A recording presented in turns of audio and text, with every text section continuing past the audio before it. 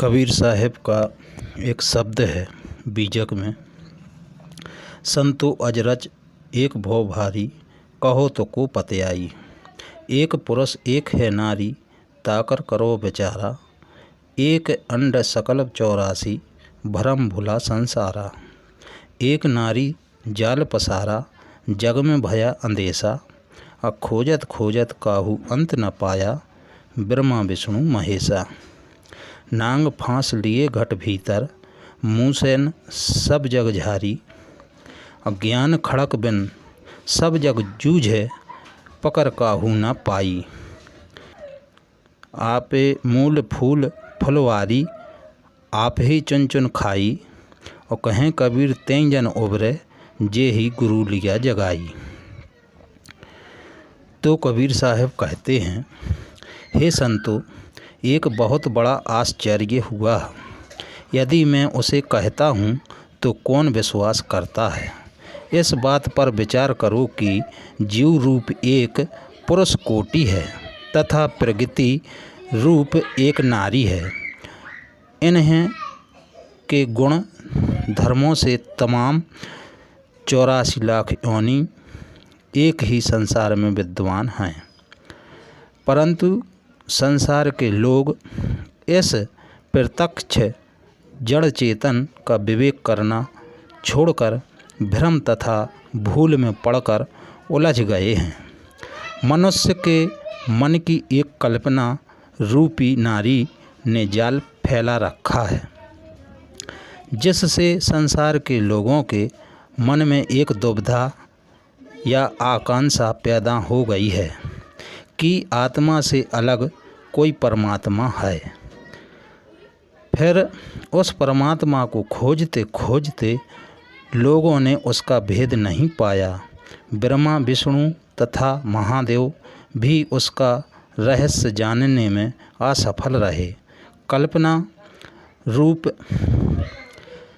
माया रूपी नारी कल्पना ही माया है। जो कल्पना है, जो अपने शरीर के अंदर से कल्पना उठती है, उस कल्पना को माया रूपी कहा है साहब ने।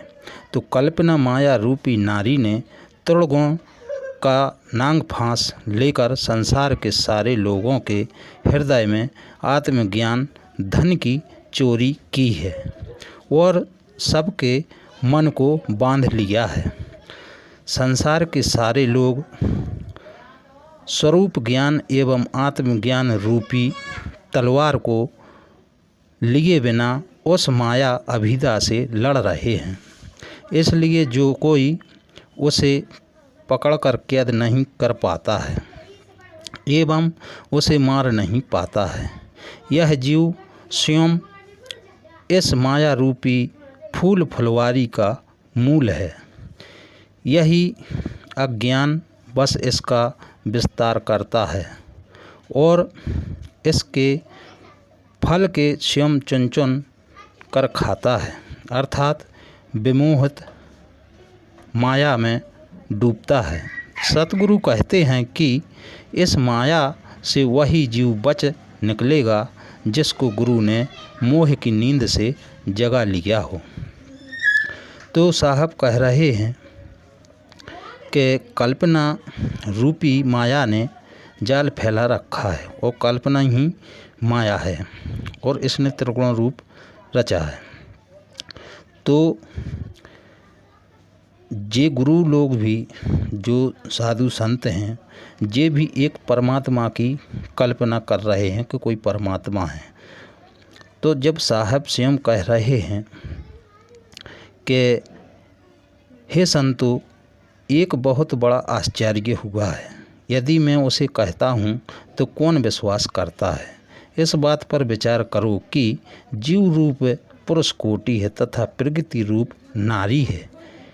इसने 3 गुण धर्मों के से तमाम 84 लाख योनियाँ एक ही संसार में विद्यमान हैं, परंतु इस संसार के लोग प्रत्यक्ष जड़ और चेतन का विवेक करना छोड़ चुके हैं कि कौन जड़ है कौन चेतन है, इसका कोई विवेक नहीं करता है और भूल में पड़कर उलझ गए। मनुष्य के मन की एक कल्पना रूपी नारी ने जाल फैला रखा है,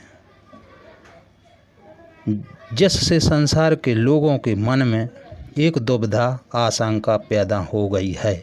और ये ही आशंका जे गुरु लोग जो बैठे हैं जे भी वो ही आकांक्षा पैदा उनको भी है और मनुष्यों को भी जे भी भ्रमित कर रहे हैं।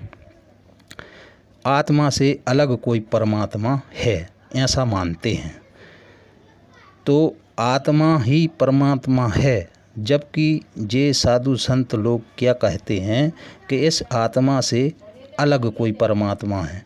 जबकि कबीर की वाणी क्या कह रही है, परमात्मा खुद कह रहे हैं, कबीर साहब कह रहे हैं कि आत्मा से अलग कोई परमात्मा नहीं है, क्योंकि मनुष्य के मन की एक कल्पना रूपी नारी ने जाल फैला रखा है, जिससे संसार के लोगों के मन में एक दुविधा या आकांक्षा पैदा हो गई है कि आत्मा से अलग कोई परमात्मा है।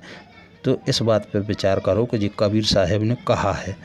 तो जब कबीर साहब कह रहे कि ऐसी आशंका पैदा हो गई है मनुष्यों को कि आत्मा से अलग कोई ईश्वर है, तो जा ही बात ये संत लोग कर रहे हैं आशंका वाली कि कोई परमात्मा है।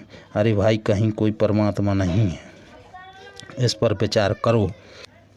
सदगुरु कहते हैं कि एक बहुत बड़ा आश्चर्य है कि लोग देखते हैं कि प्रकृति, पुरुष एवं जड़ चेतन के गुण धर्मों से इस विश्व ब्रह्मांड में सृष्टि हो रही है, फिर भी वे तत्वबोध को छोड़कर अलग परमात्मा खोजते हैं।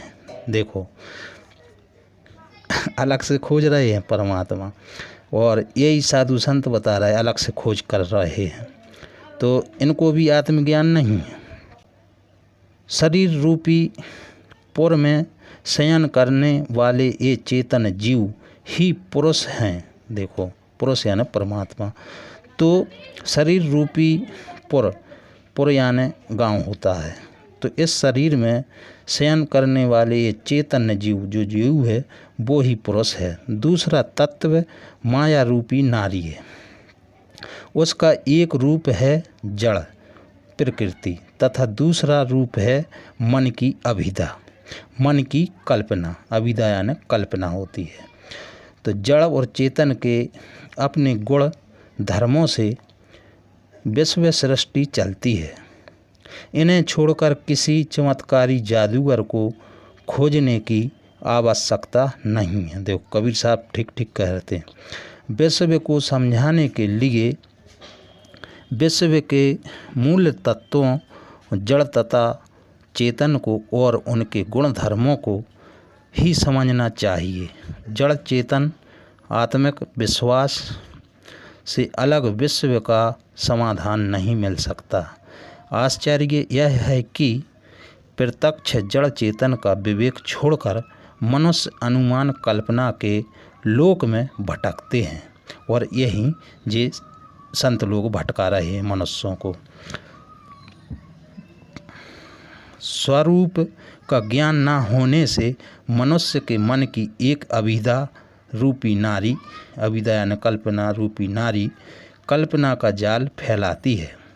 सीधी बात यह है कि जीव अपने आप के महत्व को न समझकर अपने लक्ष्य को अलग खोजता है।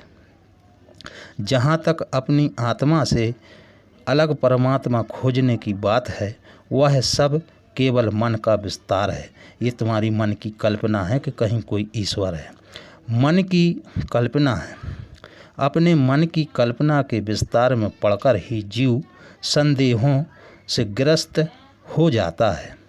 मनुष्य के मन का अंदेशा एवं दुविधा उसे भटकाते हैं।